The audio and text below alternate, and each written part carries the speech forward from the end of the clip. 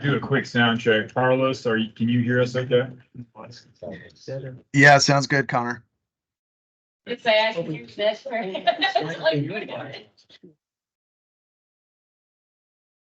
Everyone, great to see you all this afternoon here. And the ones that are in person, good to be here in Lincoln. And then we have several different folks joining remotely. So good to see you online as well. So Rob Lawson, State Conservationist with NRCS, have a few updates, but and then we'll get into the agenda. So the agenda was in the outlook. And we'll have the program update with Brad. We have the National Water Quality Initiative or Farm Service Agency program update. Any partner updates from in person or out online, and then we'll wrap up for the afternoon. So that is the agenda, kind of the flow for this afternoon. So with that, let me just hit a few highlights from the before we get into the details with program updates. So just, I don't know if I shared with you at the last State Tech Committee meeting, but Jamie Taney, she's in the room with us. She is our new outreach coordinator out of the Lincoln State office. So Jamie, welcome aboard to that new position. She was previously a resource conservationist up in Wahoo. So great to have you on board in this position here at the state office. If you recall, Brock Johnson was the outreach coordinator. He has shifted to the urban conservationist position, urban small scale.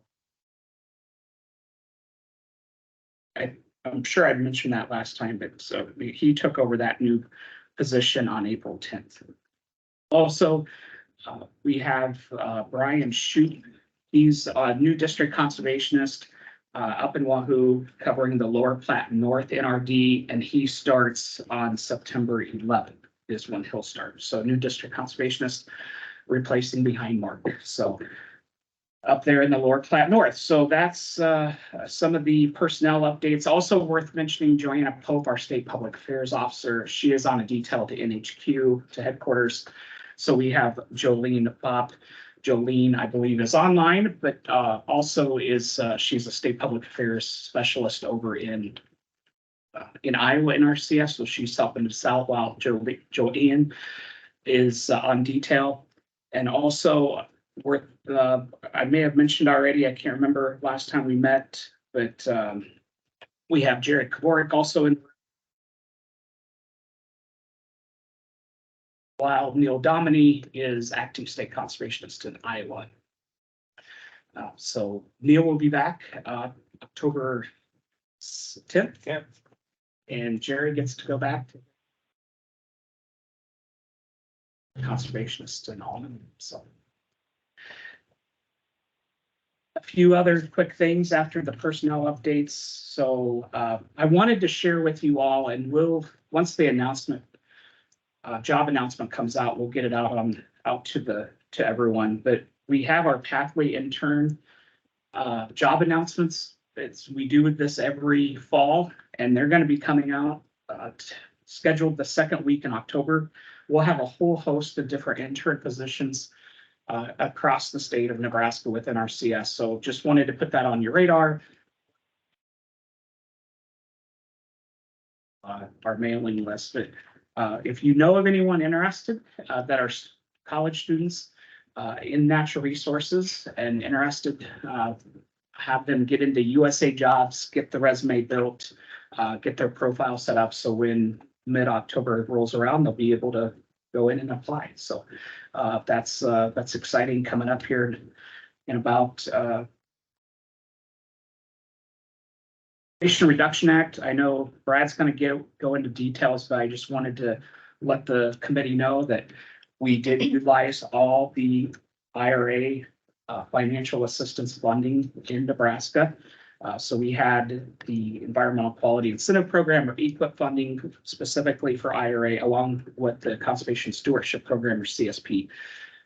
And we also got some additional easement funds as well under IRA. So the good news is we were able to fully obligate all our funds under the Inflation Reduction Act. And we actually requested additional funds under the Conservation Stewardship Program, CSP, to fund a few more applications. So that leads into me wanting to say thank you to our staff, the NRCS staff, everyone from the field office, area office, state office, to be able to get all the contracts obligated.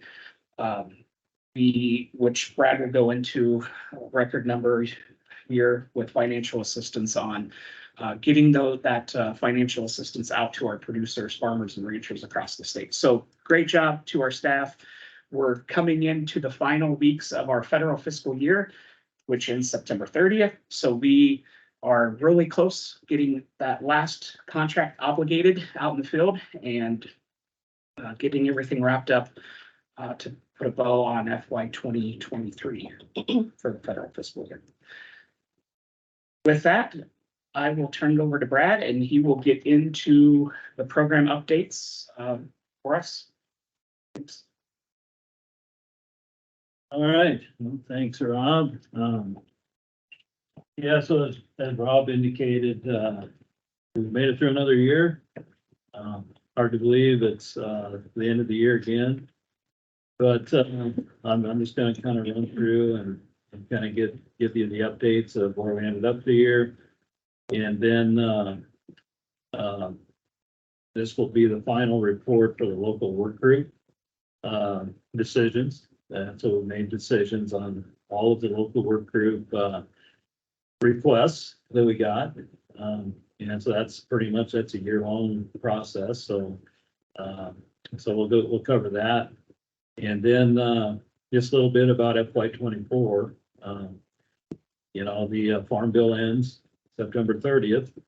So, you know, from here, it's just pretty much, you know, just have to project and try to plan for where we go with that. People in this room know a lot more about where the farm bill talks are going than I do. I try to keep up with it. I know yet on the farm bill, I don't think there's a lot of expectations we're going to pass anything by September 30th. But you know, are they going to extend it a year? I mean, who knows? That kind of stuff. So we'll just plan accordingly best we can with that. And then of course we got the budget thing looming too. As One step over. I'd say, Brad, you might need to get closer to the mic. They're having a hard time hearing you. You're cutting out. okay, how's that? Does that sound better? Yeah. Okay. So anyway, a lot of stuff going on, but anyway, I'm gonna, you know, run through the Inflation Reduction Act a little bit more. And this is nothing that you haven't seen before, but just want to keep it out in front of you, what's happening with that, and then a little bit on what we did this year. But as a reminder, you know, August 2022 is when it was passed into law and signed by President Biden. And so $19.5 billion is targeted for NRCS programs, and you can see the breakdown there of where that is going. And we will take advantage of funding in every one of those listed programs, you know, EQIP, CSP, RCPP, and some ASAP. The thing we got to keep in mind is it doesn't create any new programs. All of this is just an additional source of funding from Congress to use in our existing programs. So that's good from the standpoint of, you know, we don't have to roll out any new programs and that we use existing practice standards and all that. But it is targeted to expanding climate change efforts. And again, we have to have the money expended by September 30th of 2031. And the reason that's an important note is that generally when we obligate contracts, they can be up to 10 years, an EQIP contract. So we can obligate it and then we continue to work on that contract. If they're IRA funded, then all of the practices have to be applied and paid on by September of 2031. So we'll keep an eye on that. So this year we did get 4.7 million of CSB and 2.4 million of equip, and as Rob mentioned, that all got obligated, every bit of it. So the funds are specifically targeted to climate change mitigation, to reduce greenhouse gas emissions, and then carbon sequestration or carbon storage. And so to do that, we have been given a list of climate smart ag and forestry practices.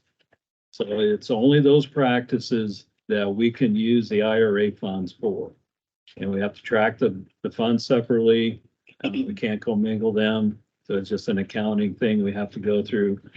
But there is a practice list there, and the handout you have, the fact sheet lists all of the approved practices here in the state, which, you know, we adopted every one of the practices.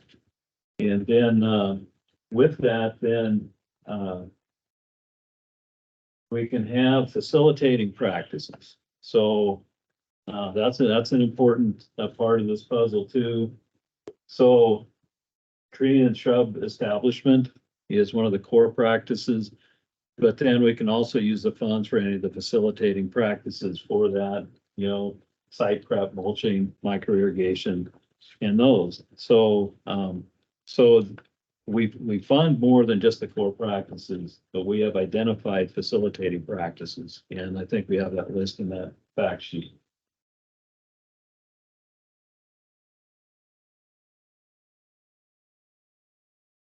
So we had this was rolled out mid-year in FY23, so we had to have a separate application cutoff dates.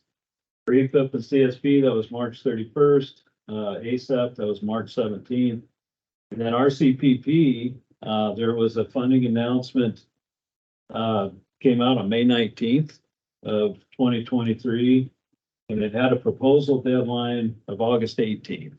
And Fred is going to talk about our RCPP projects a little bit here in just a minute. So we did get some proposals there, and we will be using some of those funds, I presume. So for EQIP, in a fairly short application timeframe, we had 280 applications, which met all of the criteria, meaning that a contract couldn't include any practices other than the core facilitating practices.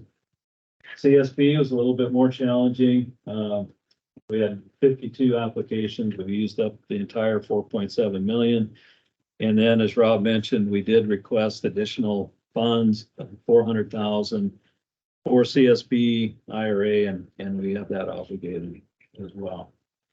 So ASAP, we did get $300,000 for one of our ASAP ALE applications, and so it's in the process of getting processed there too. So with the additional funds, you know, there's projections for, you know, the additional funds for FY24, 25, 26, and 27, which is a pretty significant increase, you know, if that holds true, moving forward. So we're trying to plan for utilizing those additional funds for IRA. So we've made some adjustments, some policy procedure adjustments for IRA. And so we will be increasing all of our payment caps we've had in place. So we've had cover crop payment cap, we've had nutrient management payment caps, we've had payment caps on animal feeding operations and so on. So we're going to increase all of those payment caps, double them in some cases, and we're going to take the payment caps off of the APOs. And so we'll try to get some more applications there. We're going to increase the payment rates by 10% on all of the climate smart ag and forestry practices. So across the board, the climate smart ag and forestry, we're going to increase the payment rate by 10% over what the normal calculation would be, up to 75%. And then we try to get some consistency for all the programs, you know, to try to make it less complicated for everyone, you know, and even the producers of what am I signing up for? When do I sign up for it? So we're really gonna try to be consistent on having the same application cutoff date. That's gonna be November 17th for everything. That's gonna be regardless if it's IRA funds, if it's CSP Classic, Equip General, all of that, and then we'll try to line up the ranking and obligation dates as well. So we've got that in place. Another fairly significant change is how we handle applications for management practices. So previously, if a person has applied a management practice like a cover crop or no-till or that, management practices are intended to be an educational type of a practice where you assist the producer to learn the new technology, the risk and those kind of things. And so previously, if you have implemented that practice, then if you want to do it again, then you're a low priority. Everybody else gets considered first. So now we're changing that to simply say that if you continue to have a resource concern, and that's decided, at the assessment. So even though you've applied the practice before, but you do the assessment and you still have a resource concern, you can then, you're eligible to be funded again for that management practice. So it may not rank as high, but it isn't automatically put into low priority. So that's gonna be a big deal, I think, for a lot of producers. Then we're revising the low priority criteria. Yeah, I just mentioned that. And then, of course, staffing considerations, there's $1 billion coming through IRA and 4 TA, technical assistance. And so, I think we're at warp speed trying to staff up a lot of vacancies and different things. So all of this is kind of interconnected, so. Brad, you have a question in the chat. It says, does that include the landowner's maximum payment? So the statutory limit of $450,000 is still in place. That's a statutory limit that we can't exceed. But that's a great question. Yeah. Okay, so just run through a summary of where we ended up in 2023, and again, you see what was authorized 2018 Farm Bill. I like to show this here because as we just start talking about the 2023 Farm Bill, you need to have kind of a reference for where we were to, we have more funding or less funding. So $1 billion in CSP in 2023. So in Nebraska, we ended up with 14.9 million for CSP Classic, 200,000 organic. Our renewal contracts, 10.9 million. So anybody again with a CSP contract, they can compete for a renewal. So if they're 5-year contracts, at the end of their 5-year contract, they can apply for a renewal if they want to, and it's a competitive process. We received 5.3 million of IRA funds and then a little bit of grassland conservation DCI funds. So about $31 million in CSP total this year. And that's right at the top. That's more than we've ever received on CSP so far.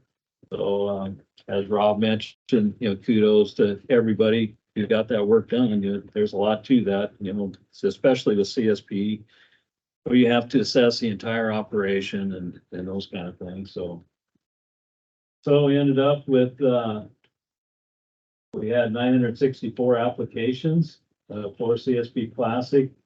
We funded 158 contracts. So I mention this every time about how competitive CSP is these days. See how back in the early, 2010, 2009, 11, we funded every eligible application we received. But now that's not the case. They're highly competitive. We fund about 20%. Renewals, we had 381 applications, funded 104. And then CSP IRA, we funded every application that we received via the money and GCI. So we have a total of 1,651 active CSP contracts, currently on 2.6 million acres.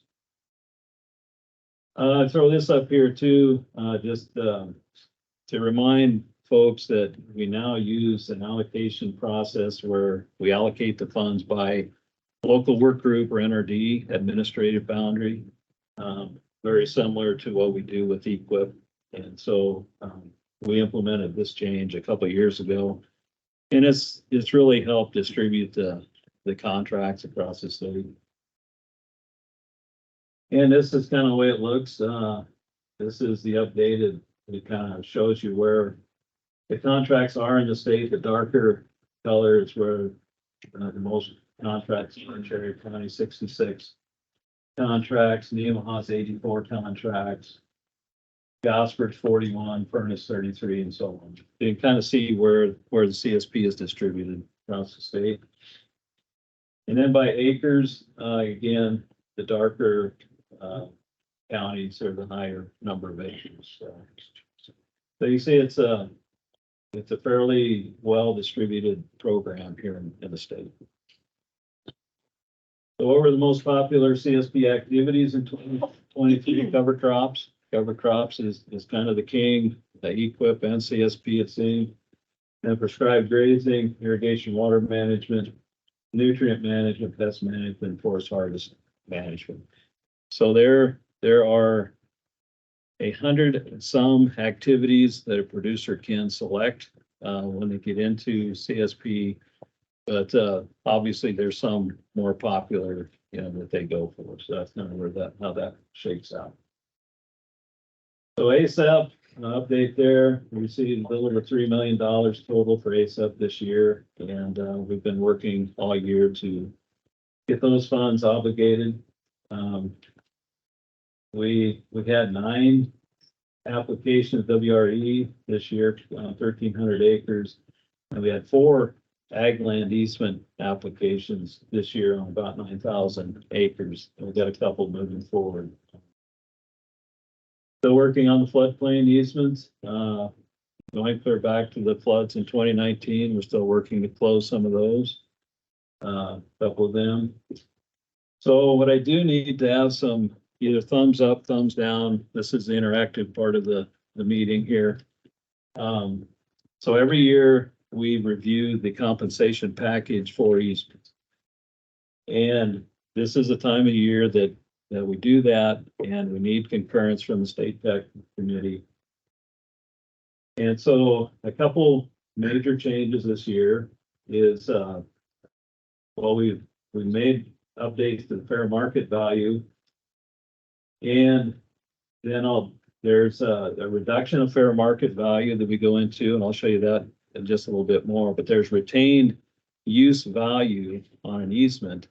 When a producer, when they sell us an easement, there are some recreational uses and retained uses that they retain, so the market value. So the geographic area rate cap this year is calculated for irrigated cropland 12,970. So what that means is if we do an appraisal and the irrigated cropland comes in over 12,000, it's capped at 12,970.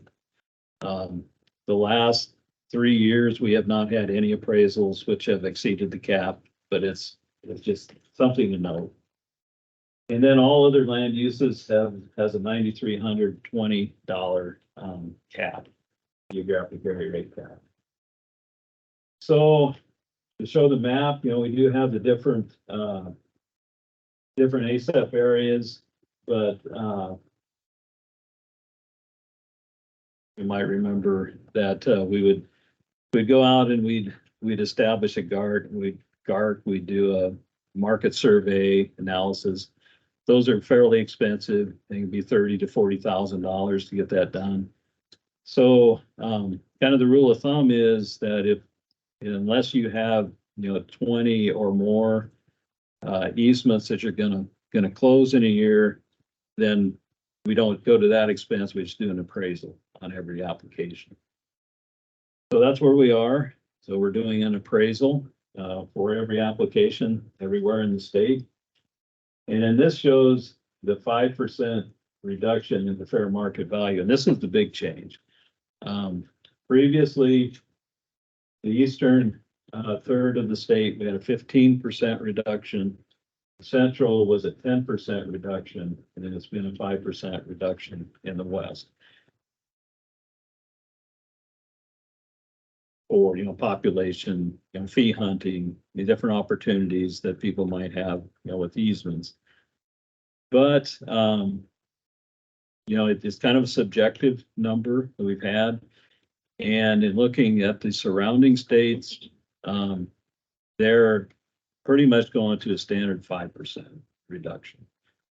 So we talked that over and we decided that, we should probably match up with what they're doing. So, anyway, are there any objections to changing to the 5% reduction of fair market value? Yeah, but you do have something. Good. Well, the presentation, if you, I don't know if she wants this may allow laugh words or not. I was just looking at, I might just read that one too.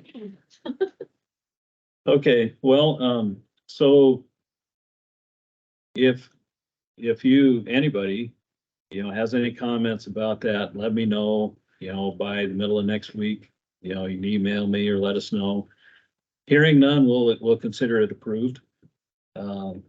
From that, but like I say, this is one thing we do need to run by the state tech, for comments, because it is, the reduction is the big change here. So anyway, give it some thought, and I said we got till about the middle of next week. So if somebody wants to forward in some comments, go ahead and send them to me, and then we'll discuss it.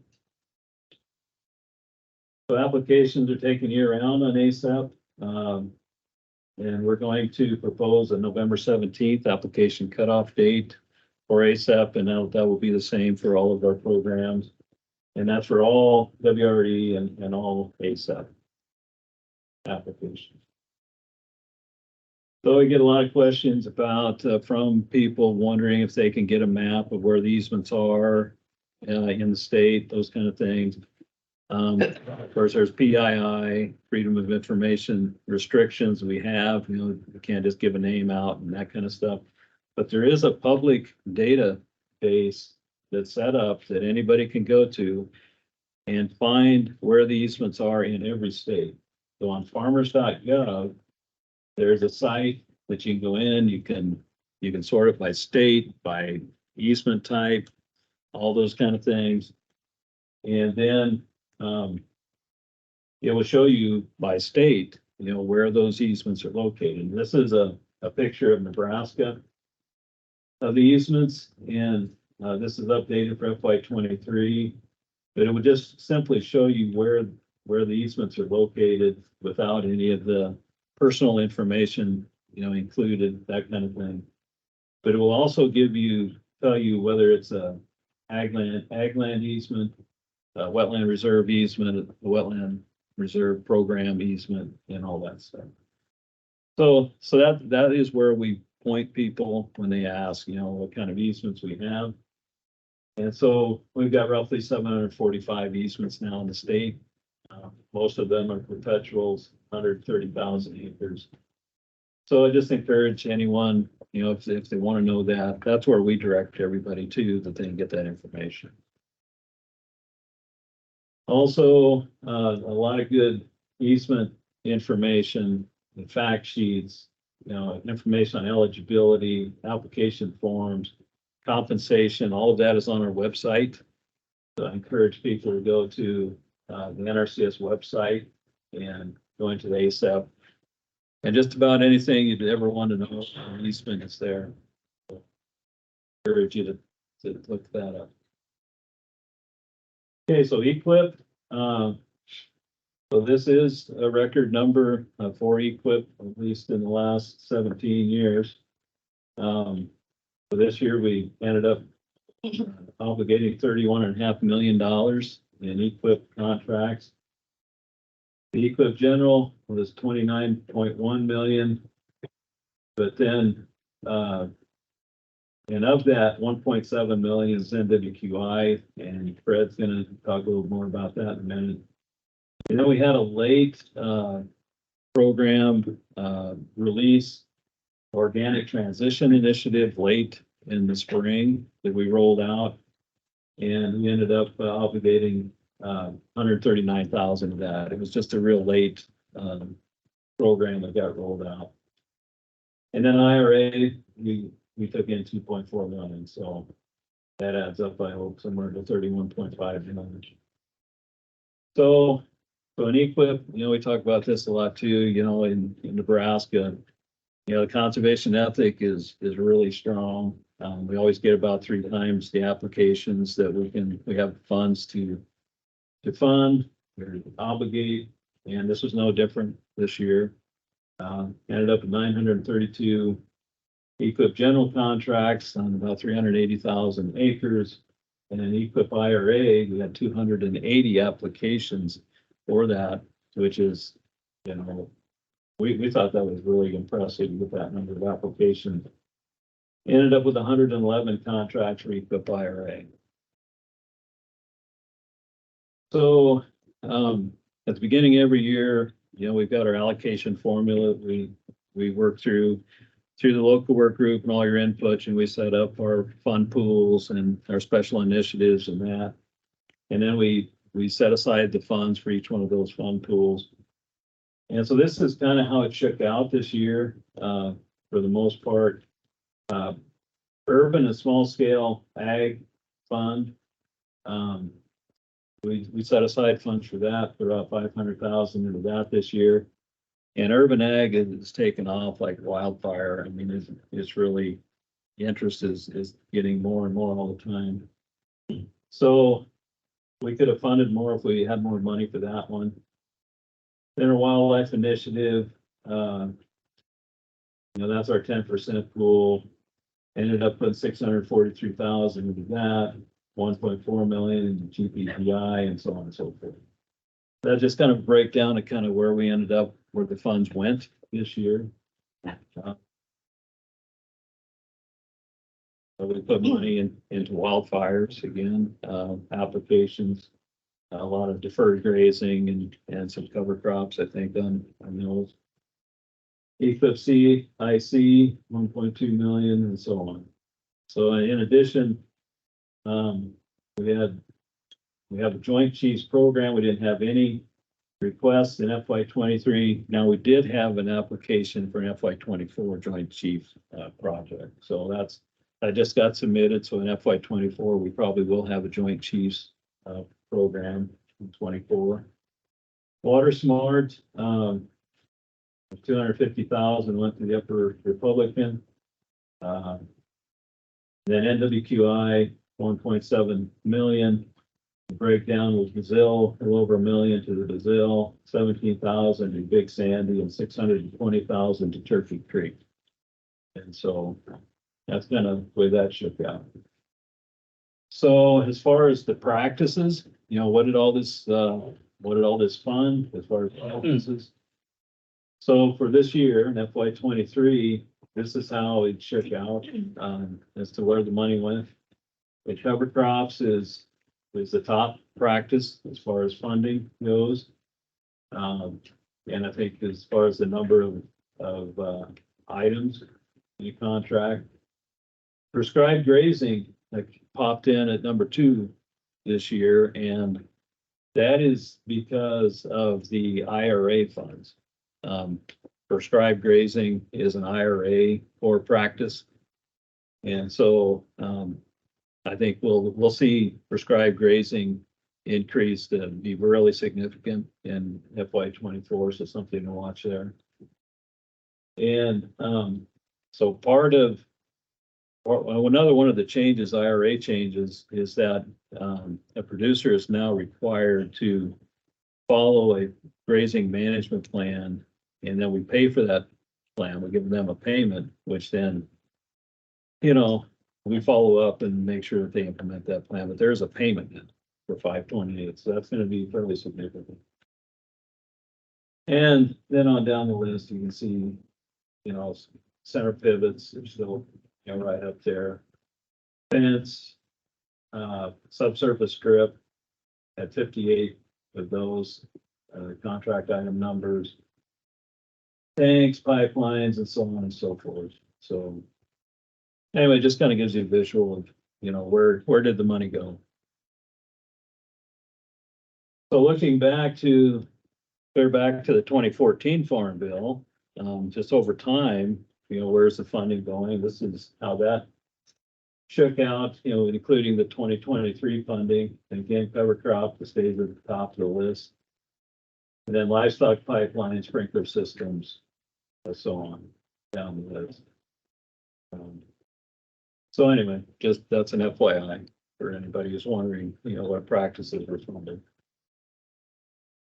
So we currently have 2,700 total active equip contracts on 1.1 million acres being managed here in the state.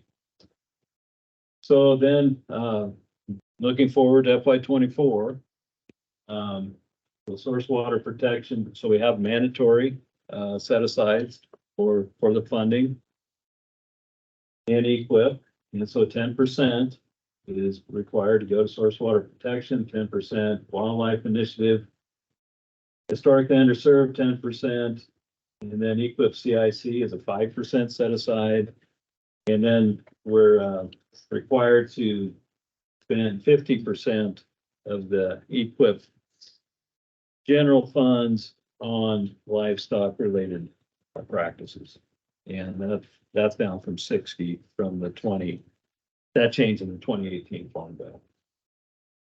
So again, like I say, we're just, you know, we're just projecting forward that if they extend the Farm Bill, you know, I think that's probably a good option. But if they would just extend the Farm Bill, then everything's on the table, you know, the same programs, the same rules, the same statutes, limitations, and everything. So that's what we're planning now, you know, not knowing if anything's going to change. So we're just projecting forward.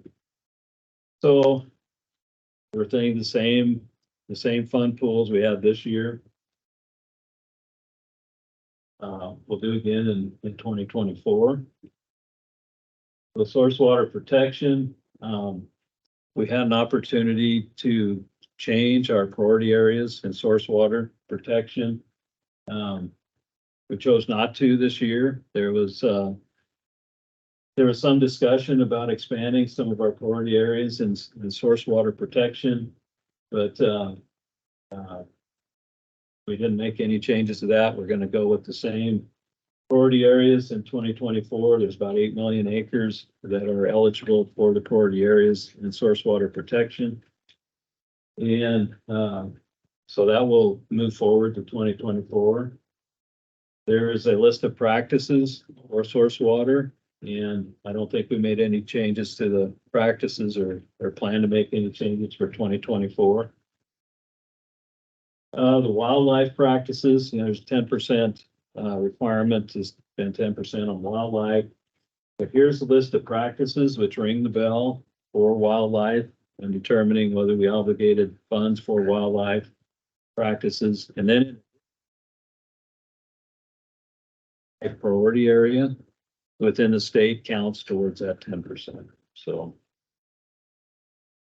conservation incentive contracts, we assume that will move forward again in 2024.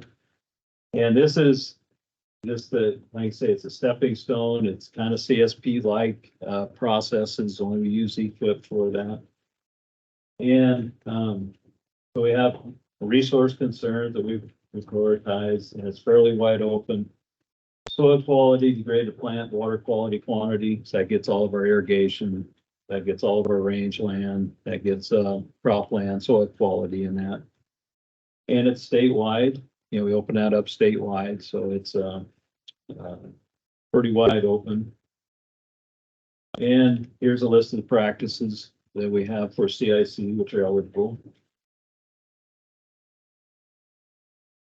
So before I go into local work groups, are there any questions about the CSP, EQIP, ASAP 2023 or 24, where we're going?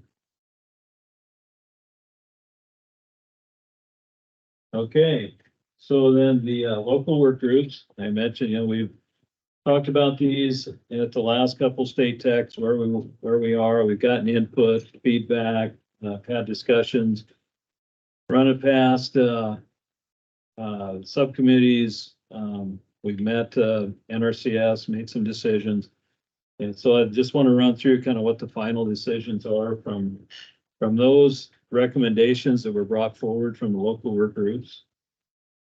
And so the local work groups, they were held February, March 2023, and they're, to provide us input on really anything with any of our programs. Almost all of the recommendations come to us back for EQIP, but it could be for the other programs as well. So I'll just run through them and just stop me if there's any questions. So the first one was there was recommendation to implement a set-aside type program. And that is outside state level authority. Not that it's a good or bad idea, but this is one that if you get a chance to have that input with the farm. Yeah, with the farm bill changes. And we can do similar things with EQIP CIC. And so we'll be doing some training with staff that, we can do those similar type of things, so. So there's a request to expand the GPGI area a little bit to the east, and that was approved. We're going to make that change to the map. So they'll just expand this area a little bit right in there, GPGI. There's a request to include more eligible practices for wildfire initiatives, specifically tree belt and tree shrub plantings. And so we will consider those for any future wildfire initiatives. We will have the disaster fund pool again in 2024. And if there's a wildfire initiative that then we'll definitely consider, putting in these tree practices. So that one's approved. Herbaceous weed treatment 315, recommended to add a scenario for a multi-year control of annual invasive species, and that's approved. There was a Nebraska policy waiver that was requested and was approved to allow multiple treatments and be applied for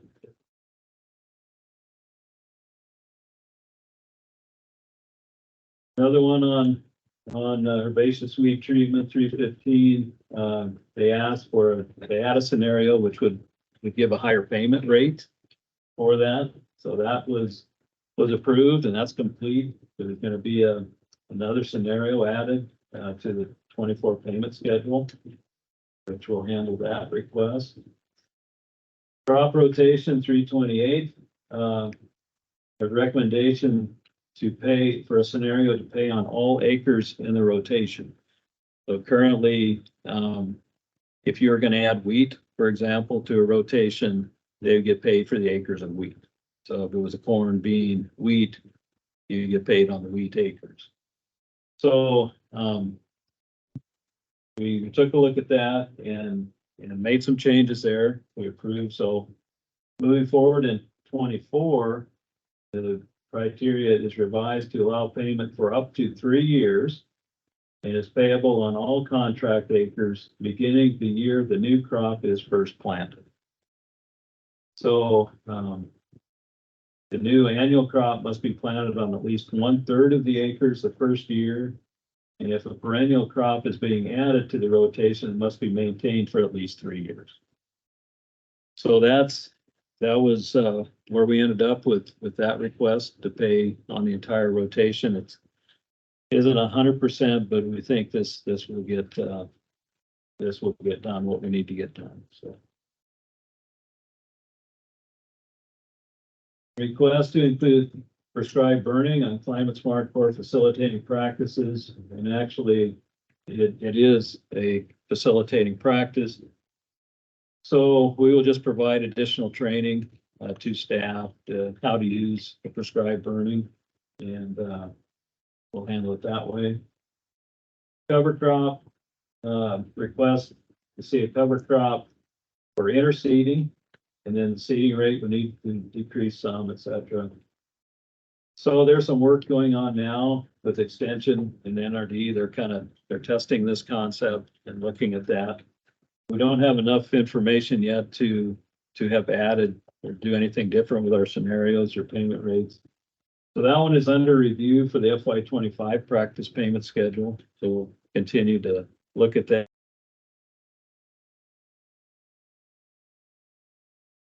Belt establishment, wanted a data scenario for potted and hand planting. And those scenarios that's approved. Those will be added for 24. Irrigation water management, wanted changes to allow for soil moisture monitoring by means other than soil moisture probes. And this got a hard look into it, but at the end of the day, that wasn't approved because it does not meet for irrigation water management. It just doesn't meet the standards. The current standard is you have got to have a flow meter, and soil moisture probes are required and flow meters. So that doesn't meet the practice standards. We can't implement that. Prescribed grazing, request to add a scenario for less than 3 pastures. That was approved. There was a scenario added to encompass all the operations regardless of size, number of pastures, and et cetera. So that was approved and implemented. Livestock shelter structure. This comes up, about every year. There's some issues with materials with building these structures. And so the request was to evaluate the standard so that used or other available materials can be considered. It's just hard to get the materials that are required for our design standard. So there was some changes made in FY 23, which allowed for new drill stem and allowed for some used drill stem to be used in those structures. There's still some issues with getting the materials there. And so we're gonna take that kind of on a case by case, gonna continue to look at that. The engineers are. And if there are some materials that are available, then we want to have that discussion with the engineering staff to see if that would work in the design of that livestock shelter structure. So anyway, going to continue to work on it. There were some adjustments made, and it seems like the material seems to be the drawback with that practice. Request for pest management, the PAM's approach for all brush management applications outside GPGI areas. And that's approved. 595 can be included outside of GPGI as long as criteria is met. And it's basically removal of all seed bearing trees. So that can be used anywhere, not just in the GPGI areas. Restoration or declining natural communities, recommended adopting practice 643 with a scenario for beaver analog structures as a cost shareable practice. And that's approved. There was a scenario which we adopted, which would allow that. Annual forages for grazing systems. It's a new practice 810. Wanted us to develop a new scenario with foregone income. And that is approved, so that we found a scenario which will do that, and that's added to the FY 24 payment schedule. Recommendation for small scale urban ag to treat resource concerns for the good of all, etc. That's approved, and we agree. So we're just going to provide guidance and training on the small scale urban ag practices and how they're used. There's still some adjustments needed, I think, on some of the scenarios and payment rates, but it's a work in progress that we'll continue to work on. So there was a concern and recommendation that the 40 pounds that producers are allowed to be over when implementing nutrient management be taken out, et cetera. So this got a hard look this year. And so that request is approved. So the Nebraska practice standard is going to be revised to lower the buffer down to 10%, not to exceed 10 pounds. And this aligns with policy in adjoining states. So that standard is going to be revised to that level. And then training will be provided to field staff on how to implement that. So, you know, that if a producer is required to limit his application to a certain number, they can't exceed it and still be in compliance and get paid. But there needs to be some buffer, you know, for equipment, you know, errors or, you know, just that. So we didn't want to go to zero. So we're going to give this a try. So it's a 10% buffer. That'll be implemented in 2024. So AFOs wanted to add a lagoon sensor combined with irrigation probes, make effluent application decisions. And that's under review. There's some trial, there's some testing on this, so we're going to watch that and just keep it on the board for something to consider in the future. Provided incentive on low pressure pivot wheels upgrades.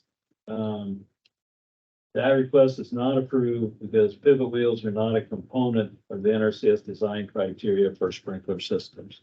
So that's a component of the sprinkler system, and they'd have to work with the manufacturer to do those things.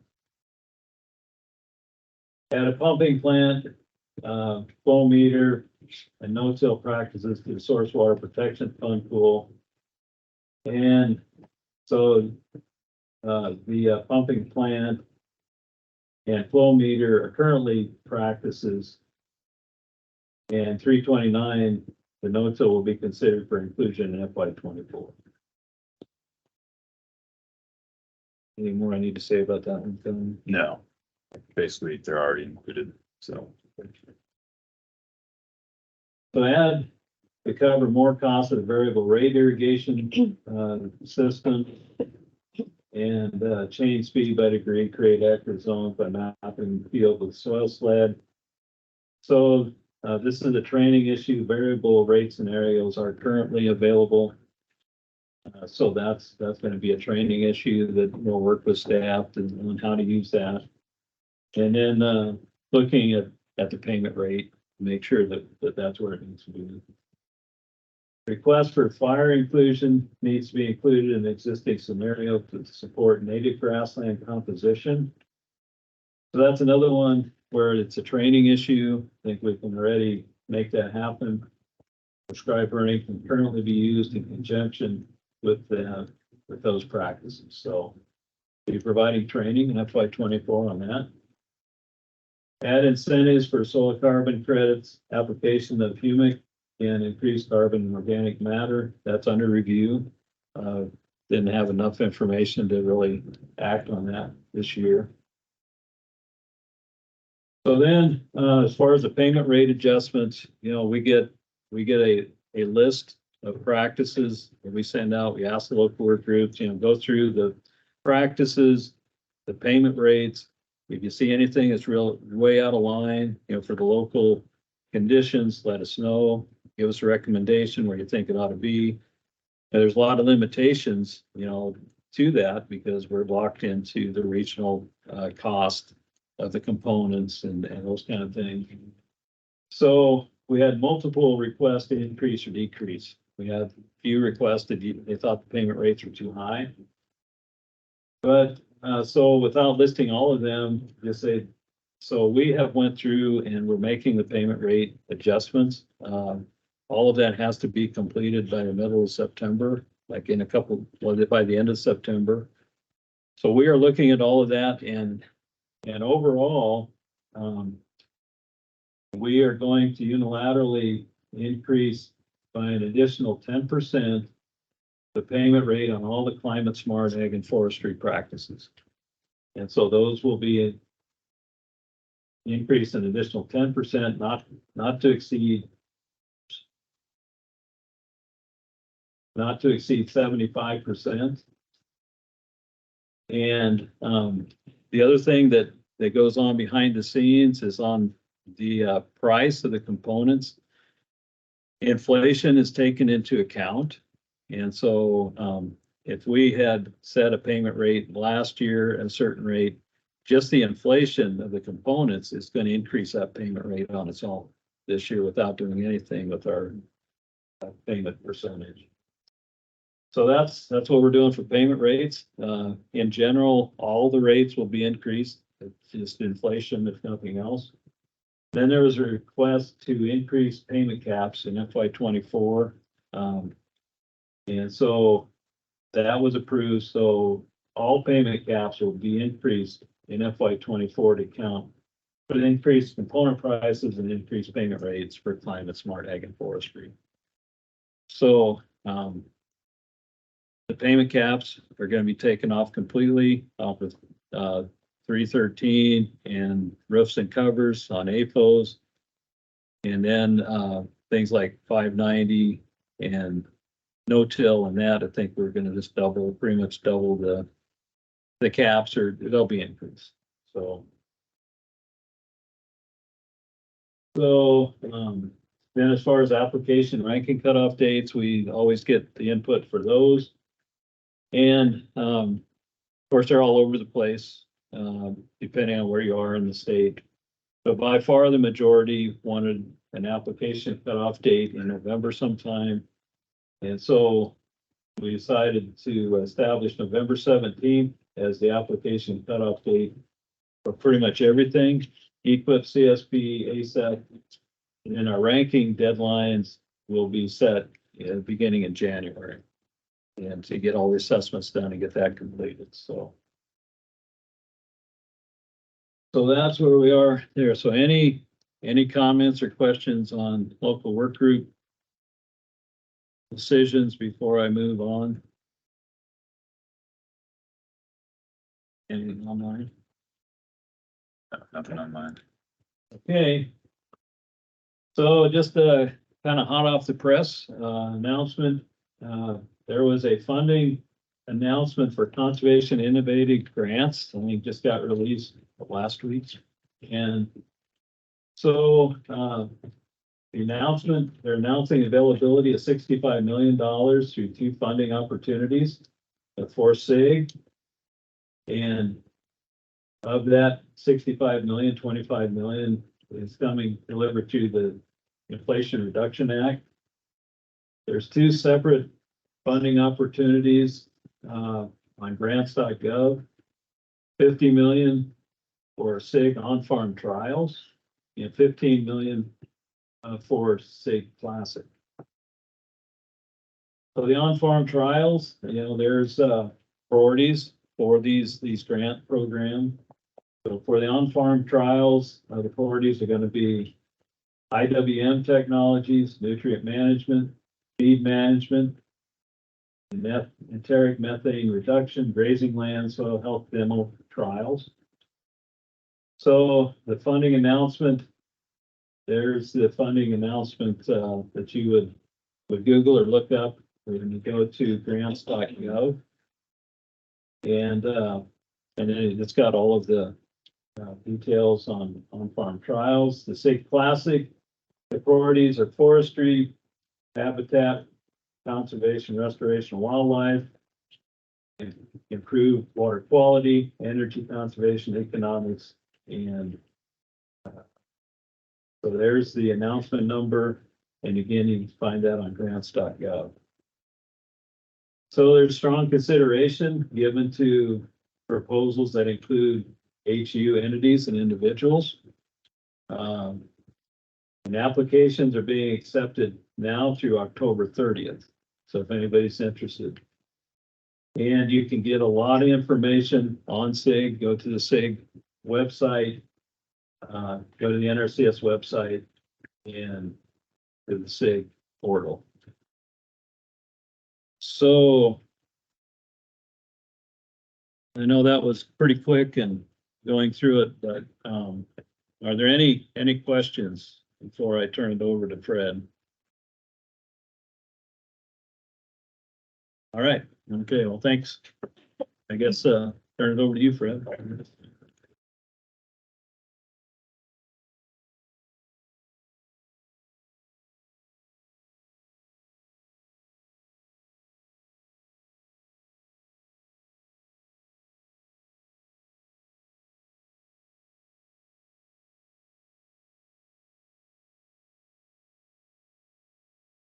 All right, so I'm gonna talk about the RCPP initiative projects here.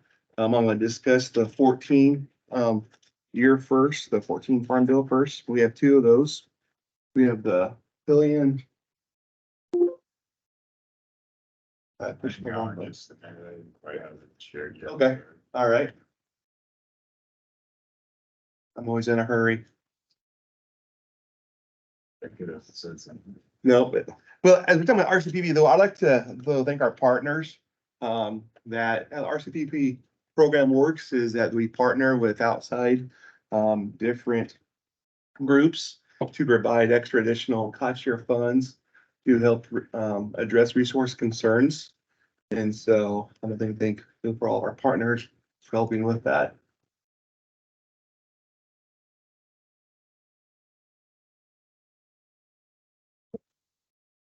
This is one right here, right? Yeah, not working. Battery's fine. You gotta plug it in. Okay.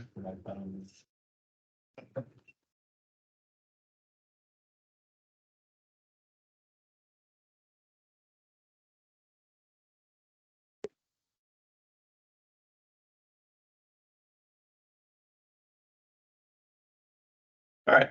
There we go. The first one, we have the Pavilion Creek site. It's a dam project that, they're in the process of the final design and, building the dam. That it did expire on August 8, 31 of this year. We did submit in a request to extend it for 1 year.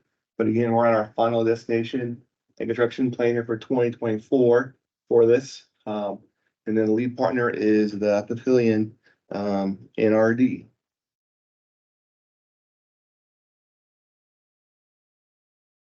The next one is the Divots and Pivots. This is another RCPP program here in 14. It has expired successfully. That we had 4 ALE projects and 4 WREs. And the main practices on this project that we were looking at were at Microsoft Irrigation, BRI, Irrigation and Water Management, and the pumping plants. So again, this had several partners to the corner there, and again, it did expire here here at the end of the month. It is a very successful project. So here's our 2018 RCPP projects. So this one's is the Resilient Futures of Nebraska Soils. You see on the map up here, it goes from Dawson County over to Seward. The lead partner on this is the TNC, the Nature Conservation Conservancy. Its biggest focus is on carbon. And so the main practices here in the bottom we see is small grains, our reduced management, our 329, and our cover crops. And here in 2023 that we obligated $833,943. And we had 22 land management rental contracts. So that's how many contracts we ended up for this year. And that we're planning on to keep going for the following year. And here's some pictures of some of the cover crops out by Merritt County and Buffalo County. The next one is a cropland cover for soil health and wildlife at the Nebraska Game Parks is a big lead partner in this one. It's on the west. We have Hayes, Frontier, Hitchcock, Red Willow, First and Harlan. This year in fiscal 23, we obligated $86,783. We had 6 contracts. So in payment so far, we've paid out $101,799. And the main practices in this RCPP project is cover crops and access control. And pictures of the wildlife biologists. They're on cover crop day. All right, the next one here, we have the Ogallala Aquifer and the Platte River project. Here again, Central Platte NRD is the lead partner on this one. Here in 2023, we obligated $529,058 with 11 contracts. And again, we're trying to reserve Ogallala Aquifer and expires here in 27. So we'll keep several years left to work with this project. We have the Nebraska Forest Partner project here with their, this is a project that we are promoting and working with them. Most of the NRDs are a partner of this project as well, and promoting windbreaks, wind renovations, tree site preps, and tree travel slips. And you can see that all the area in the green is the eligible areas. The area in the white those are the NRDs as right now that did not join the project.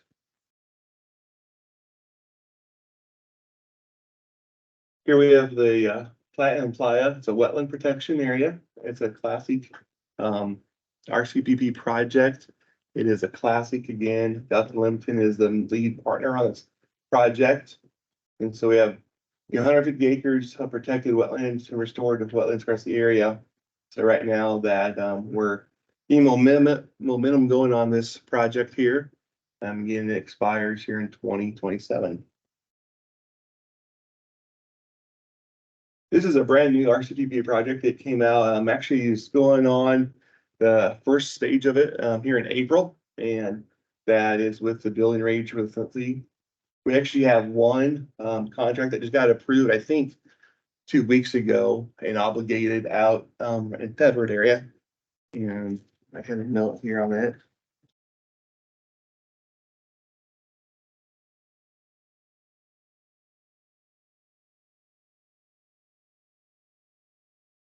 It was over $29,000 that we obligated and went towards the pipeline, tanks, and then prescribed grazing. And again, this is a brand new RCP project and we go through 26. And South Dakota is the lead on this one. And here's the map. So like I say, just sort of the northwest upper tier of Nebraska is eligible for this RCPP program. Here's another one that came about at the same time, is the Life from Soil. And again, lead state is Minnesota, or sorry, it's Montana. I mean, we've not had anyone that signed up for this one. But again, that we're working with producers in the area.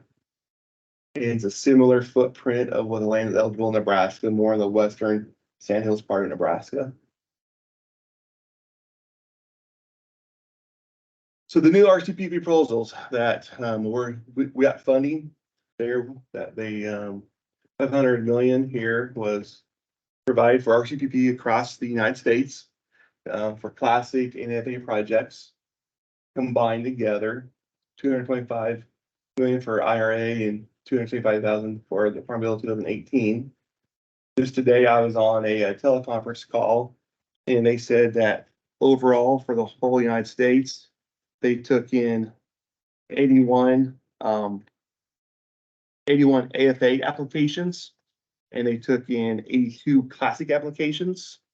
And for the AFA that they have, that if all the projects got funded, they would need $1.1 billion. And so, and then for classics, if all the projects would be funded, they would need over $1 billion as well. So we see that not all are going to be funded. The deadline for the new proposals was August 18th. And right now that we're going through the process of reviewing the projects and scoring them and then sending them to the national office. And then the national office will have October, November to review them. And then December timeframe is when those proposals will be selected and then we'll be notified. So we have those proposals for Nebraska. We received 2 AFA applications. Nebraska is not listed as Nebraska is listed as a partner state on that. One is for a wetland project and another one is excuse me, is for a dairy project there. We received 3 classic applications here in Nebraska.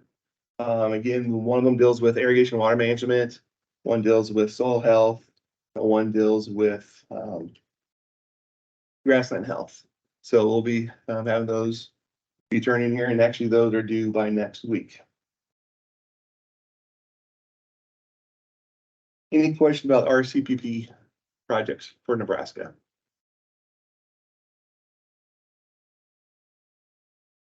Now we'll be moving on to the Water Smart program. Again, we have the Water Smart program here, Landscaping and Conservation Initiative supplements. The Barilla recommendation of the Water Smart program. We have 2 NRDs. One was completed, Middle Republican NRD, that they were completed and expires already. And so that was good that we were able to get that one home. And then the other one right now is the Upper Republican, and they had 10 contracts here this year in 2023. And we obligated $236,348 for this project. Again, the primary resource concern is irrigation water, efficiency, nutrient transport, groundwater, and plant productivity and health.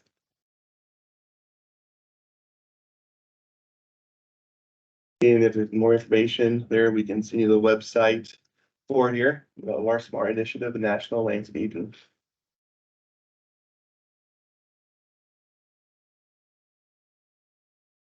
All right, any questions so far? Next, we'll discuss the NWQI projects. Again, we have Albert in the room here with us today, and I'd like to thank him for his help on the projects, not just this last couple of months, but over the years with the DEQ. To make this project work, it takes all the partners. It takes the local field office, it takes the NDE, and it takes the NRDs working together. And so, Albert, I see you in the room today. I just want to say thank you for all your help with that projects. We have 5 NWQIs in the state of Nebraska. We submitted plans about a month and a half ago to the national office to be reviewed. All the plans for the NWQI had to be revised and be submitted to the national office here. So that was all done, and we have not heard anything back from the national office yet. So no news is good news, as I see it as. So we'll go through them here briefly. So the first one, we have the Brazil. Brazil is divided up into 4 different NRDs. We have the Elkhorn NRD, the Lower Elkhorn NRD, Lower Niobrara, Lewis and Clark NRD, and the Upper Elkhorn NRD. Just this last year, we had 26 contracts that were approved for the Brazil area, and they spent over $1 million. And most of that money was used there for the nutrient program. There's a breakdown of the practices in the year. So in the yellow column that you see, 19 through 2022, the different practices to the side. And then in the green is for 2023. So again, a lot of cover crops and a lot of irrigation water management for Brazil. And so that was, and then what we see in the total obligation in the blue column of the numbers. So if you look at from 2019 to 23, Brazil NRD has spent over $4 million on the project to help with resource concerns.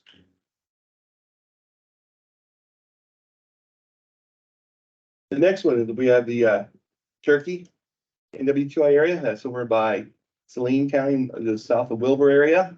That's sort of, we refer to that as a hybrid program that they're trying to address their E. coli, atrazine, and also nitrogen.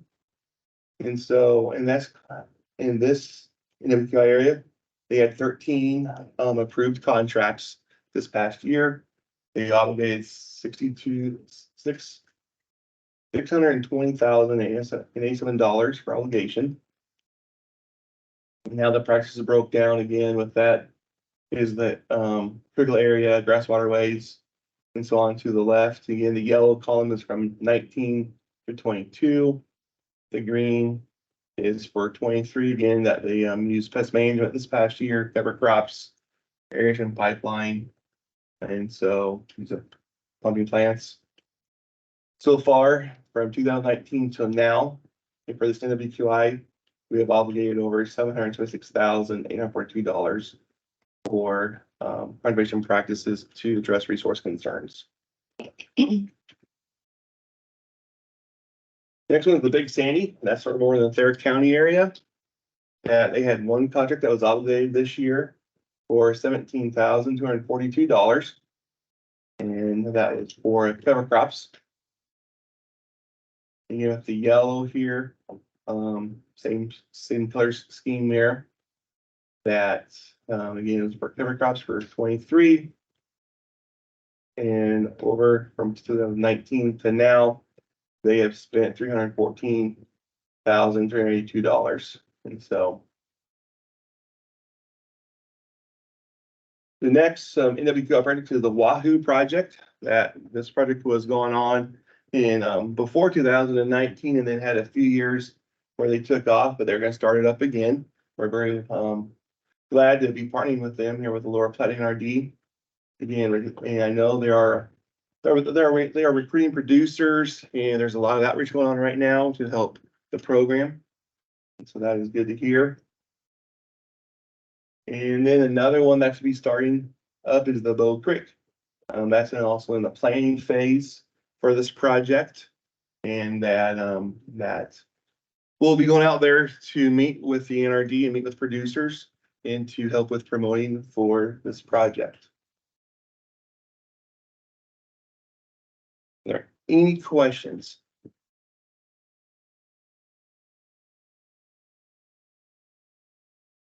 If not, I'll turn back over. Right, thank you, Brad. Well, let's take a 10-minute break here, so we can get Levine up on the screen here and talk CRP. So let's get back here at 2:30. That'll be a 12-minute break. Thank you. Question.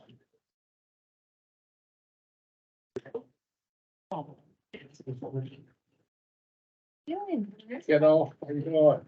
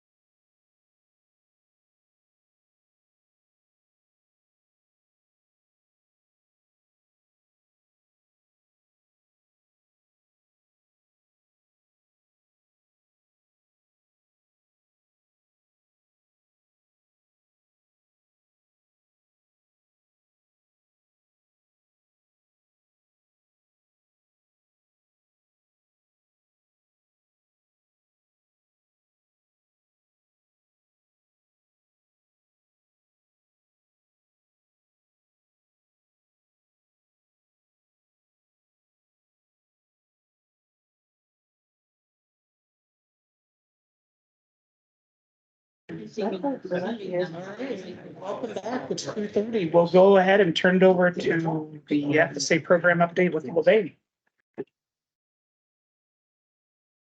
All right, thanks, Rob. Appreciate it.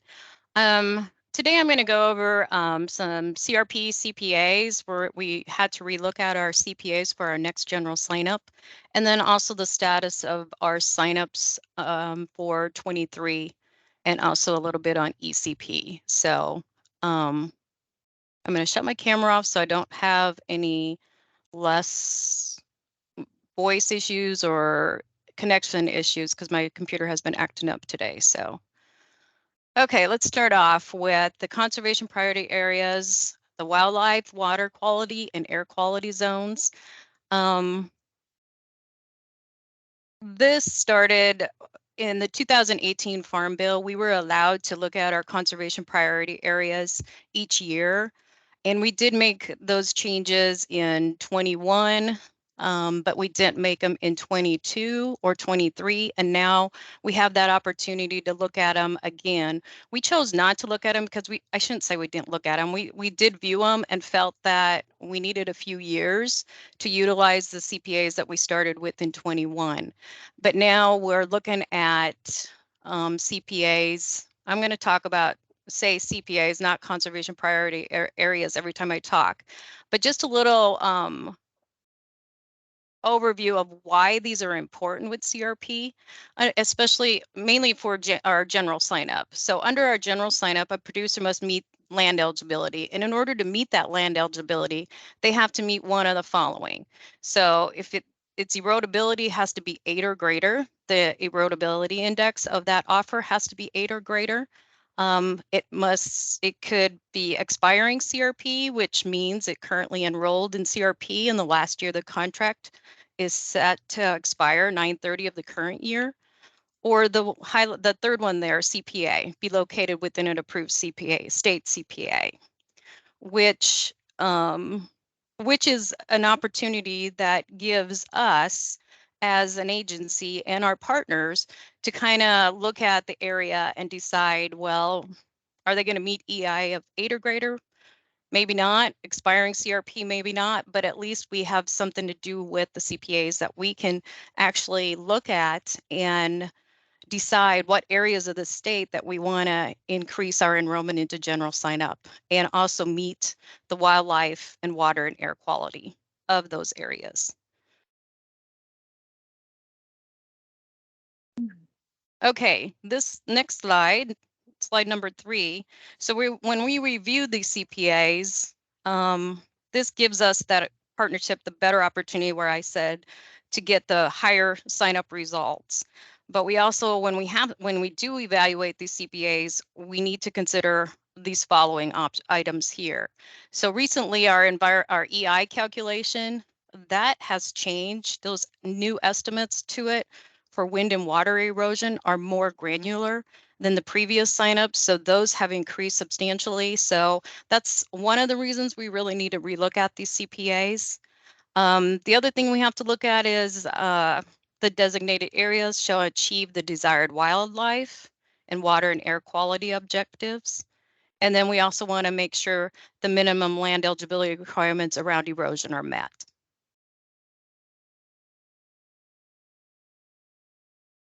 This next slide is what the group considered. We got together and looked at all the factors of what we wanted, what we needed to address, and what we put into this review. So the first thing we looked at was the EBI. That EI score changed with the new erosion tool. So we wanted to make sure that we're looking at the enrollments that took place, where we were lacking in enrollments because of that change to the new erosion tool. And then we looked at the bird habitat, the grassland bird species. We looked at the western meadowlark, the dixel, the greater prairie chicken, and the sharp-tailed grouse. We wanted to increase or retain the grasslands in this area, which would provide the most benefit to those grassland species. Okay, we also had to look at the water quality and water impairments. So we looked at the impaired waters and we viewed the NDEE maps. and overlap that water quality CPAs with their wildlife CPAs where possible to make the most impact. And then the locations of expiring CRP, we pulled up the contracts that will be expiring in 2025 to 2027. And then on the we avoided the areas of heavy irrigation because we only paid dryland rates on CRP, with the exception of our Platte Republican crop, we pay irrigated rental rates, and then also our migratory bird safe, which I did not include there, but thought about that later. So we're not going to get a lot of enrollment where we have heavy irrigation. So those we kind of bypassed. Thought it wasn't important. We wanted to keep it for those areas that are mostly non-irrigated. Okay, this map shows us the priority zones that are priority area that we used, that are current, I should say, that we've been using for general sign up. So that just kind of gives you those purple areas are what is in our CPA. So if you have land that doesn't meet the EI of 8 or greater, or it's expiring, but it falls under that area in these counties in that purple area, then you can bypass that land eligibility because you met it by being within that conservation priority area. Next slide. This is the wildlife zone. We have to break it down to wildlife zones, and then the next one would be our water quality zone. Okay. Okay, now this slide, it's pretty small and it's pretty busy, the map on the right, but we'll break it down for you. So for 21 to 23, like I said, current is on the left, and those are the priority areas we've been using for general sign-up enrollment. The proposed CPA is to your right. The busy area, it looks very busy, but we kind of wanted to show you what we pulled and looked at when we had this map in front of us when we had these discussions. So I'll wait till it goes to the next slide. So here's the slide bigger. So the pink and reddish, that darker pink is because there's wildlife blue behind it.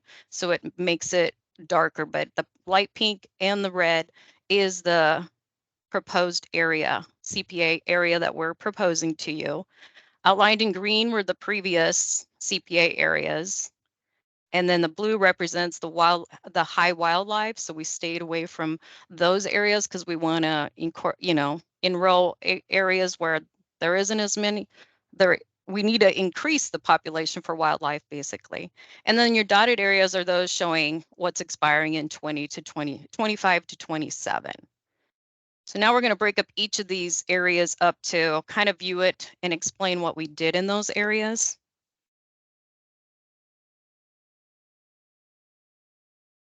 So, back to the, I also wanted to say that the CPAs, when we look at this and when we're determining the acres here, I should have said that earlier, so thank you for going back, Jana.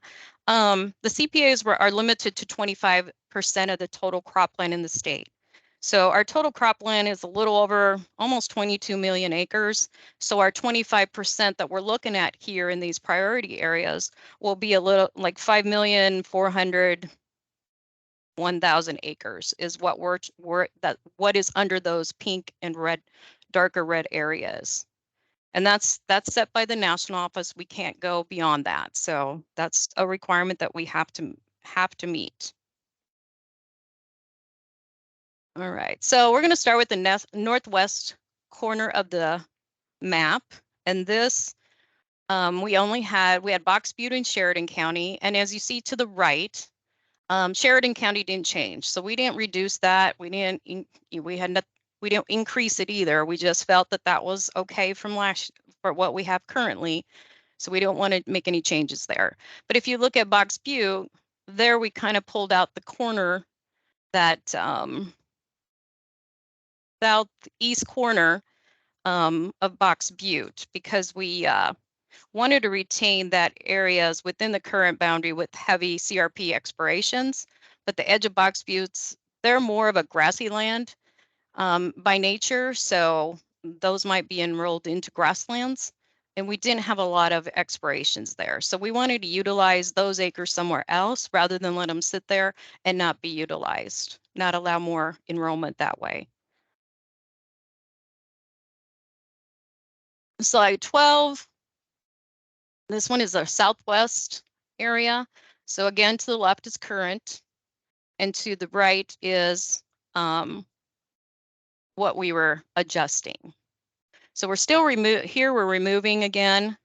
Portions of Greeley and Howard are currently in, but we are proposing to remove those areas since they do not contain a large amount of expiring CRP, which and the group felt would be more beneficial added elsewhere in the state. So that's why we removed Greeley and Howard.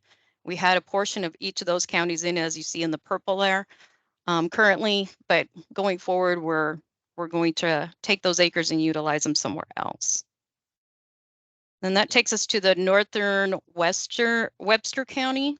Here, this was removed due to the area being heavily irrigated. So we removed that northwest corner. It wasn't much, but we removed it, which there was no offers dryland rental rate, and there weren't too many acres expiring in that area in the next few years. So that's kind of why we removed that little corner.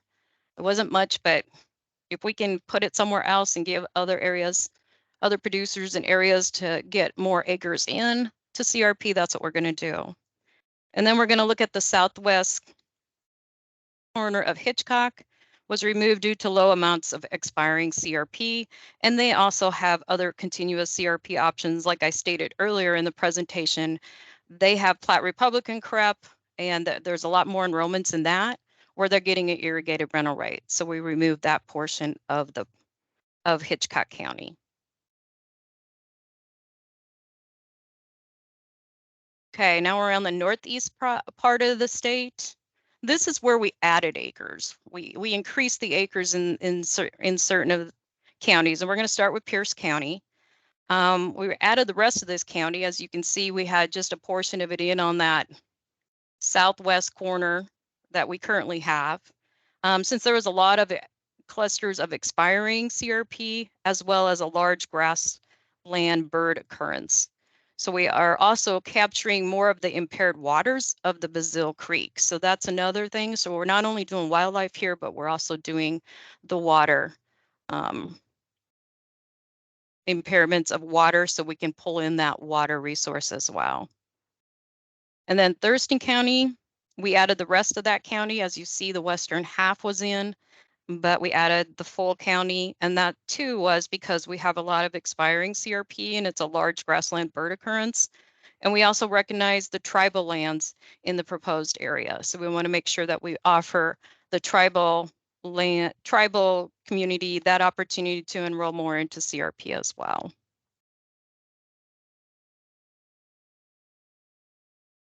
Now we're going to go into the southeast corner of the state.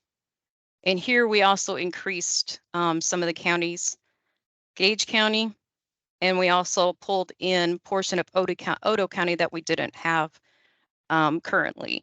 So for Gage County, again, their expiring CRP we wanted to capture, but we also wanted to capture more tributaries leading into the Big Blue watershed. So that water resource is well there.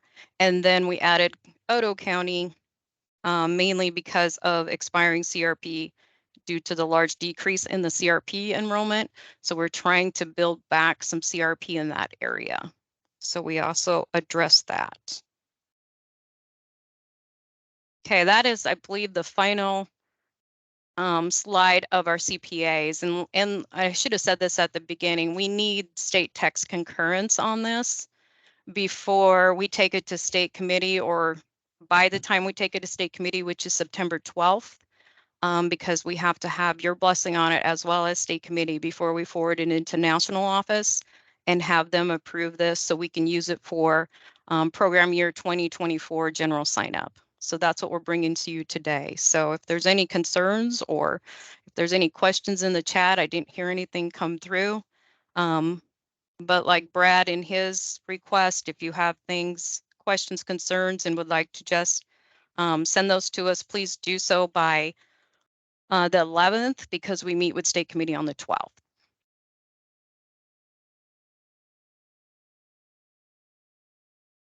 Okay. Well, I'm going to jump into the rest of the slides there, kind of talk about our CRP sign up results. And these are just offers because we really don't have all of our contracts approved in a contract status. So basically, I'm going to give you what we had accepted if it was ranked, or where we're at on continuous as far as offers go. But until we get to that September 29th deadline, we're not going to know the exact total acres and contracts that we'll have in effect until our next meeting in December. So I'm just going to go over what we had initially submitted for offers, and then what were accepted through the national offers by ranking. So under continuous, as we always say, that continuous is ongoing. This doesn't have a ranking criteria applied to it, but the continuous sign up would be like our cleared 30, Platte Republican crep, any of our farmable wetlands, highly erodible land initiative. Those are all included in the offer report that's coming up next. This slide shows total offers we have are 1,211, resulting in 37,815 acres.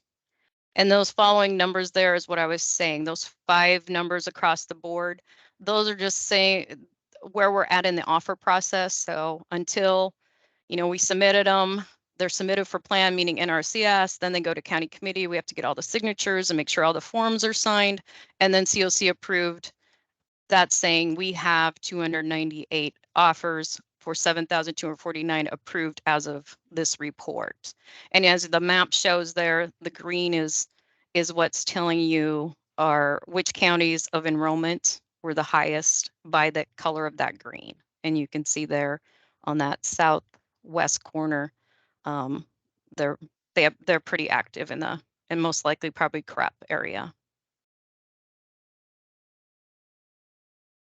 Next slide, we had migratory birds, butterflies, and pollinators safe. This is our safe that includes 3 states, Kansas, Nebraska, and Oklahoma.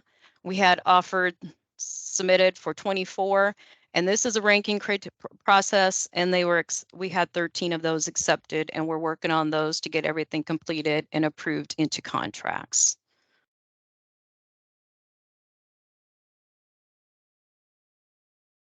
The next one we have is our general sign up 60. Here we have offers submitted at 989 for a total of 61,358 acres. Of those, there was 862 offers accepted at 58,960 acres. And again, on this one as well, we're going through the process of getting all the CPOs written and documents signed, and have to have those approved all by September 29th. And then our most current, the last sign up that we got the results for is our grassland CRP sign up 205. We had a total offers of 1118 for a total of 381,850 acres.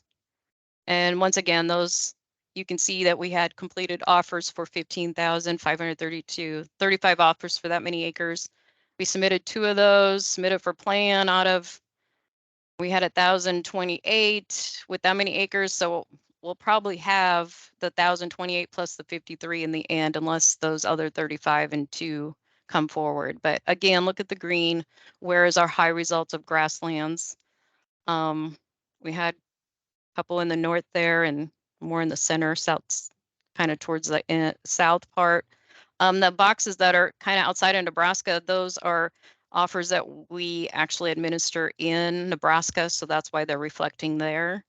And our western part, some of those Kimball and those areas there, they're pretty high, up to their 25% in enrollment, so we're not going to see a whole lot there anymore because they've got probably the most grassland offers or contracts right now.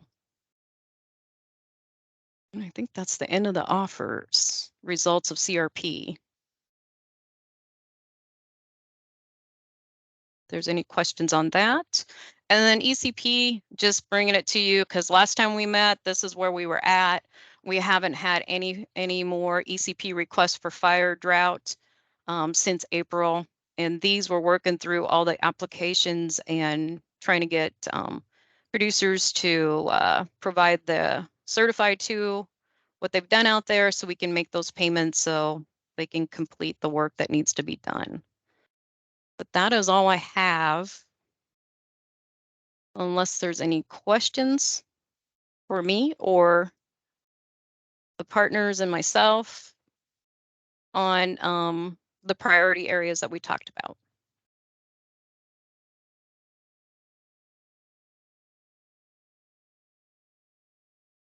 All right, thank you. All right, Any I'll pass it back questions to you. from? Thank you. Any questions in the room here?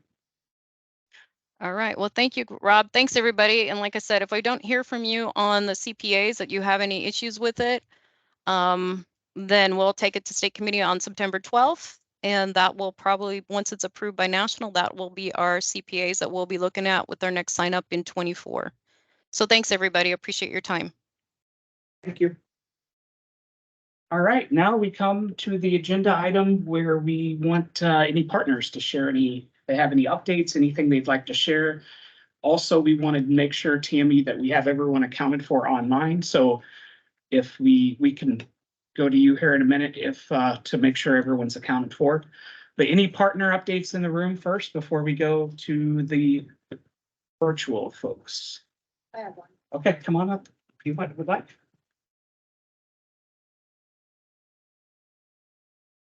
So, my name is Samantha from Nebraska Department of Agriculture. I was asked to share this, but it is not my area of expertise. So if you guys have questions, I can get you in contact with them. But I do not do anything with this committee, just as a disclaimer. So this is the Nebraska Climate Assessment Response Committee. They met on July 17th. And so I was just asked to share some of their summaries from the meeting. So at the time of the meeting, Nebraska was showing 67.99% of the state in drought, with just under 48% in severe drought or worse. Last meeting was held November 2022, and 99.78% of the state was in drought, with just over 85% in severe drought or worse. So we are doing better, but not great. I won't go through all of this. A lot of it is just statistics of where we are as far as water supply, drought, climate report. So that's kind of the main gist of it. I guess I could go over this part. 52% of pasture and range are in good to excellent condition, showing much improvement over the last 2 years. 62% of corn is in good to excellent condition, down from where it has been historically, but with timely rains over the last few weeks, it has been trending towards better conditions. And 55% of soybeans are in good to excellent condition, also down from where it has been historically. So they do have another meeting this November coming up. And so if you want any information, you can go to it's carc.nebraska.gov. And if anyone wants the full list, let me know and I will get it to you. And if you have questions, let me know and I'll get you contact information for somebody who can help. So that's all I've got. Thank you. Any other updates from partners in the room? Yeah, Dan Forrest with the Lower Loop board, and we're just kind of started announcing our new soil health sampling initiative, where we're incentivizing producers to do more soil health assessments, like the Haney test and things like that in their fields. We just started that program this year. We're looking for soil health benefits as well as nutrient management benefits with this program. So that's just starting up this year. We're just putting words out now for that. And then as far as other things, we have our watershed, phase 2 watershed management area cover crop programs are in place right now. And, working on some of our watershed management plans and getting them renewed. Thank you.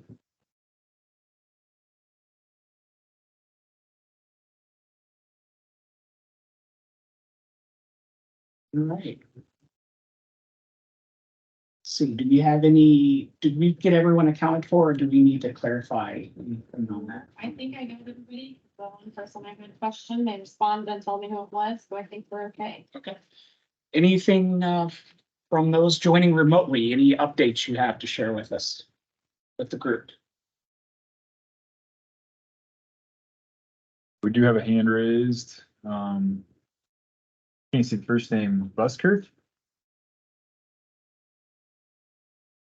Yeah, I haven't met a lot of you guys, but I'm Tim Buskirk. I'm the district ranger for the Pine Ridge Ranger District here in Northwest Nebraska, and we work close with Robin and her staff up here. Somebody mentioned early on about the Joint Chiefs. We did submit a packet for that, focused mostly on grassland health in the Sandhills and here in Northwest Nebraska, along with one of our sister districts in South Dakota. What we're going to be looking at doing up here is, a lot of cheatgrass treatment here in Northwest Nebraska, and then in the Sandhills are looking at more woody cedar encroachment stuff. We were told yesterday that we were one of the only forests in the Rocky Mountain region, so Nebraska, Kansas, Colorado, South Dakota, and Wyoming, to submit a proposal. So we're pretty hopeful that that's going to get approved, and that'll bring quite a bit of money in to the state for work on our public lands adjacent to some private lands that the NRCS folks are going to try and get some work done on. So just wanted to give you guys that update because it is pretty encouraging with all of the Forest Service funding going to a lot of the wildfire crisis areas in Colorado, New Mexico, California, whatnot. Hopefully, with us being one of the few Joint Chiefs submittals in this region, we'll get pretty good chunk of change to do some work out here. So that's really all I had. I just wanted to give that update to the group, and yeah, we're keeping our fingers crossed. Thanks. Thank you. Thanks for the update. Anyone else?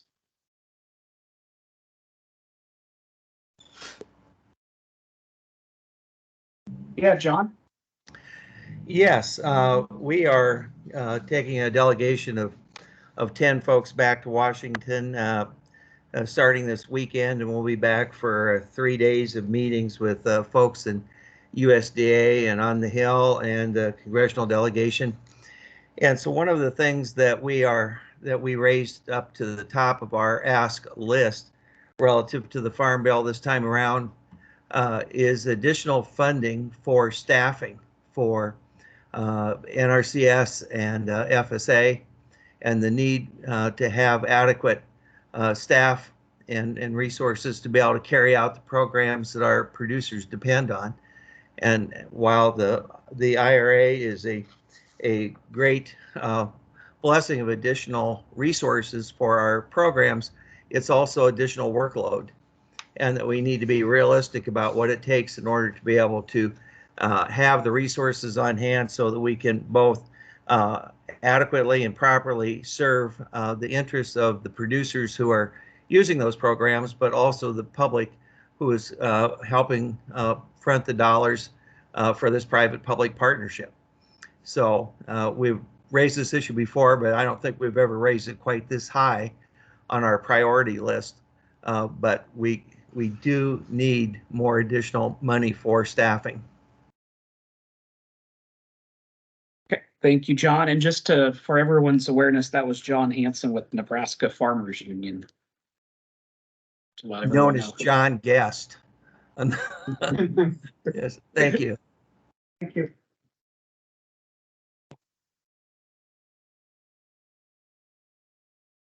All right, anything else?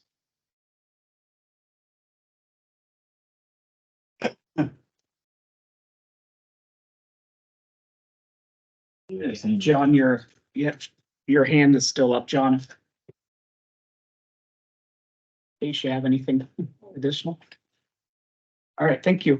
All right, well, let's keep moving on here. So as you heard, the program or we have a continuous sign up, but the next sign up cutoff date is coming up here in November. So we'll of course be getting the word out through our news releases, but it'd be good for you all to share with your with the producers across the state to get into the service center, meet with our NRCS staff, and if they're interested in any of the programs coming up here for the fall. So encourage that with all your producers out there.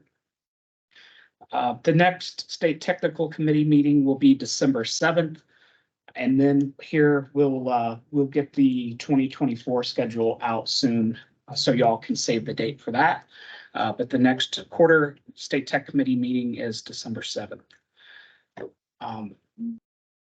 The next item, it's sad for me personally, but I know it's a fun, it's good for Brad, but Brad has announced his retirement effective November 3rd. So Brad has been working for NRCS for 40 years, 17 years as the assistant state conservationist for programs. And if I'm not mistaken, he said this was number 68 as far as the state tech committees today. So not that he's counting or anything, but definitely want to say thank you to Brad for your service. Of course, we wanted to share with the partners because this will be the last time we're together as a state tech committee before Brad retires. But wanted to share that news with our partners. We will, of course, we'll have an acting assistant state conservationist for programs coming in right behind Brad, and we'll be advertising the position permanently. We'll have a open house here in this room here at 397 on October 27th in the afternoon.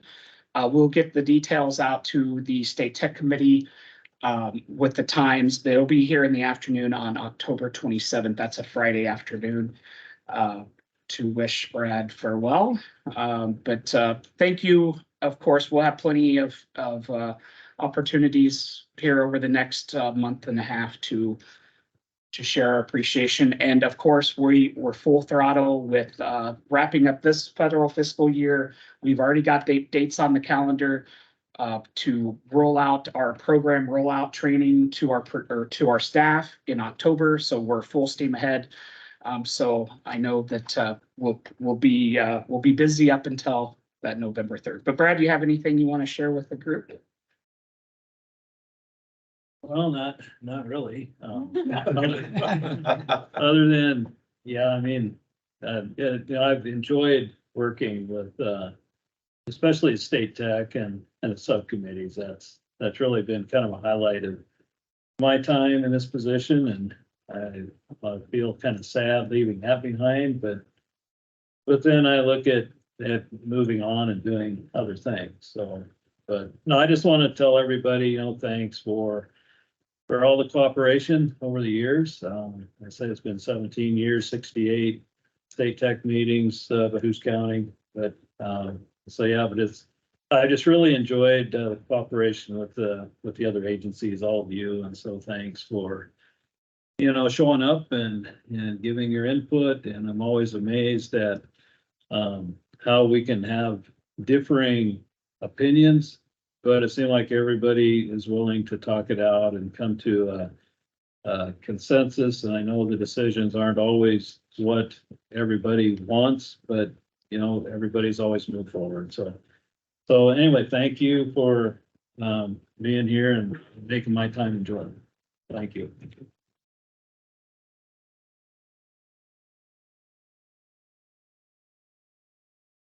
Okay, thank you, Brad. And with that, we'll conclude the State Tech Committee meeting for today, and we'll see everyone again in early December. Thank you.